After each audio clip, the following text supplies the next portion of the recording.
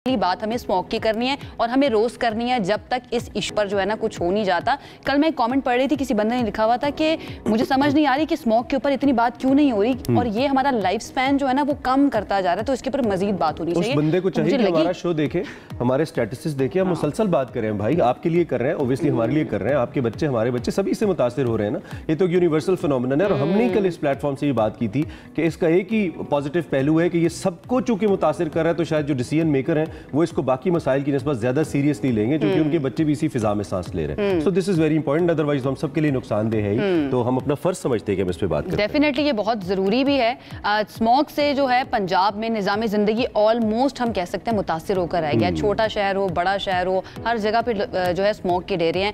लाहौर का फिर से पहला नंबर है, लाहौर पहले नंबर पर आ गया। आलूदा तरीन शहरों में लाहौर जो है वो सबसे टॉप पर है, मुल्तान दूसरे नंबर पर है और लोधरा की बात करें तो वो तीसरे नंबर पर है। पिंडी भट्टियां, सियालकोट, फैसलाबाद और बहावलपुर जो है यहाँ पर भी बहुत बुरी सूरत हाल और शहरियों को सांस लेने में दुश्वारी का सामना करना पड़ रहा है। मैं कुछ फ्रेंड से बात कर रही थी जो लाहौर में होते हैं, वो कहते हैं हमें ऐसा लग रहा है हम एक गैस चेंबर में रह रहे हैं। अच्छा, और मुझे ये सुन के ना बड़ी अलार्मिंग ये सिचुएशन। अच्छा, मेरे लिए पता है उससे भी ज्यादा अफसोसनाक बात मेरे लिए कि हर साल इसमें इजाफा हो रहा है। ये मंजर जो हम देखते हैं ना लाहौर के, ये पिछले 3-4 सालों का आप कंसेक्यूटिवली अंदाजा लगाएं, आपका तो घर भी है वहाँ पे, ये मुसलसल इसमें इजाफा हो रहा है, ये डेंस हो रहा है। तो दिस इज मोर अलार्मिंग। अब उसकी वजह है ना कि आबादी है वो बढ़ रही है, अर्बनाइजेशन है वो बढ़ रही है, गाड़ियां हैं वो बढ़ रही हैं, गैस एमिशन, तो मजमूई तौर पर फैक्टर्स ही सारे चूंकि हम बढ़ाए जा रहे हैं। और हम मीडिया से एक गिला हम कर सकते हैं अपने ऊपर भी कि हमें सारा साल इस पे बात करें ताकि एक रिमाइंडर मिलता रहे। हम इन दिनों में हाईलाइट गर्म खबर होती है तो हम लेके आते हैं और फिर लोग भी और हुकूमत भी, हम सबको मिलकर सारा साल इसे डिस्कस करना चाहिए, इसके लिए अमल करना चाहिए। और यही बात कल डॉक्टर जावेद अकरम साहब ने भी की थी, जो उन्होंने